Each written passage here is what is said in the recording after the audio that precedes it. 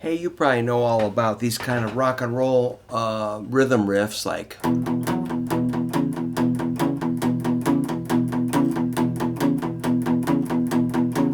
or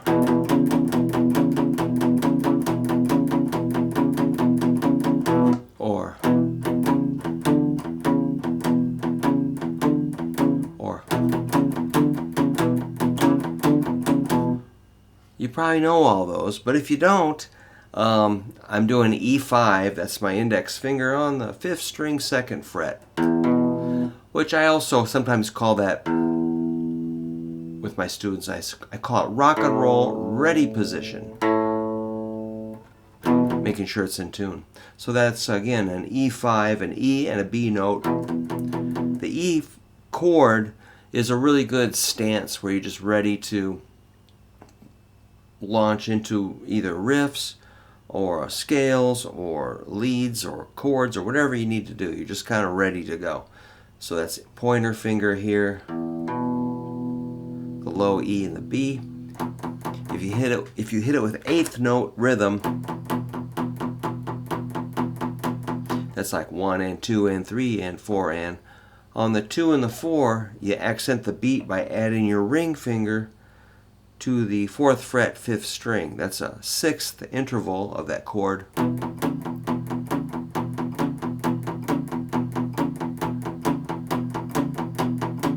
I am palm muting a little bit here, but if you open it up,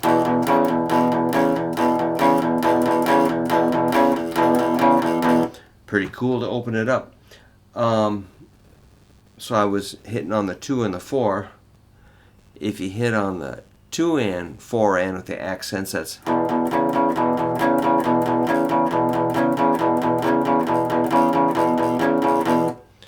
kind of interesting. Of course, you can move this all over the neck like A. But let's keep it down here for a minute. If you add the pinky at the 5th fret of the 5th string, that's a D, a flatted 7.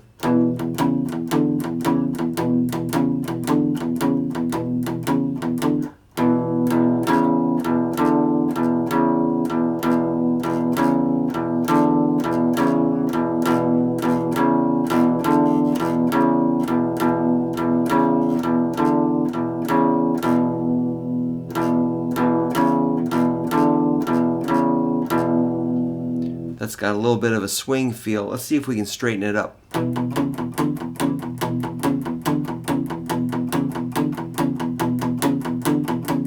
So you can kind of vary the degree of swing or shuffle feel, or you can make it really straight and tight. And they're both really useful for different effects.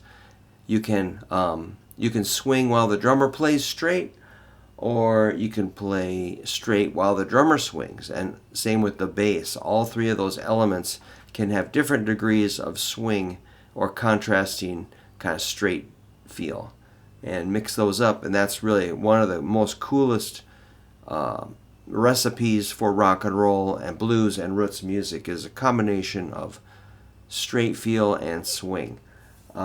Eventually you might get into digging in on the 6th string, like a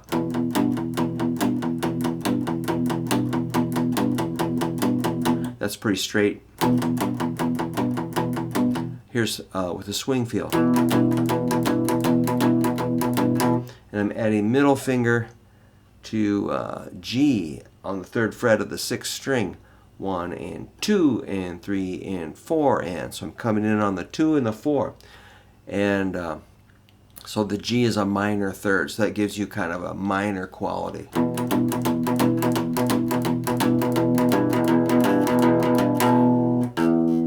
It sounds sharp. The tuner says it's good. Alright. So that's a really basic kind of a rhythm figure.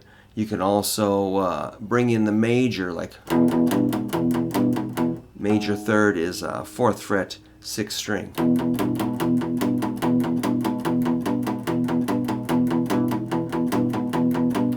Just kind of a boogie woogie sort of pattern. You can add the previous things we did, like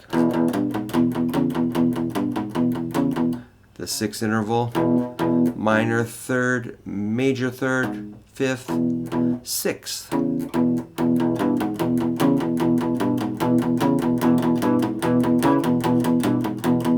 Or swing it.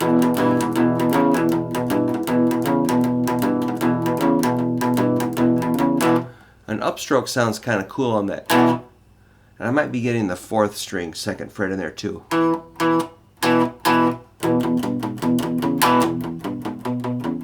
If you want to accent that last beat just to give it a little pop. And then you can add that flatted 7 with that minor and major third.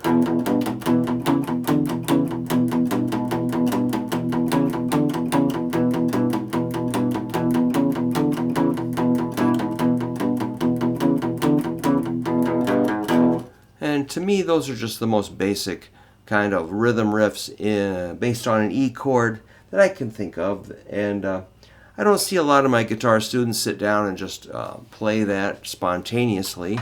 And they might say, "What's that? I've never heard of that." But to some of us old guys, that's like, come on, that's the most basic thing you could possibly play. But still, that makes it cool, right? Let's add one little thing you can do off that E5. You can kind of go jing and hit the 2 skinnies. Or just hold an E chord. That's like a down, which gives you your bass. And then the upstroke on the 2 or 3 skinny strings. I'm just holding a normal E chord there.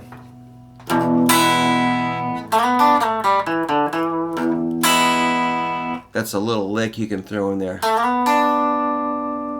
Middle finger goes from 2nd fret, 3rd string to 4th fret, A to B. Then you add your index finger, 2nd string, 3rd fret, which is D.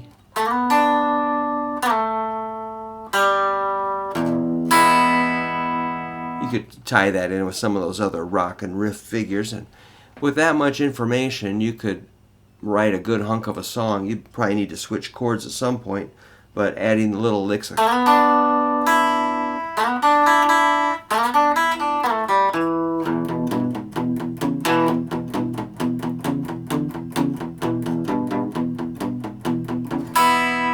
Somehow you can carve out some decent rockabilly or roots rock and roll, or even some harder rock and stuff out of that. Well, there you go. I guess I've got a student coming in 2 minutes, so I better cut this short and prepare myself for some challenges. Hopefully people bring in some songs I've never heard of before, and I get to write them out. That's always a fun challenge in my lessons studio. So take care, have a good week, and keep playing, keep practicing.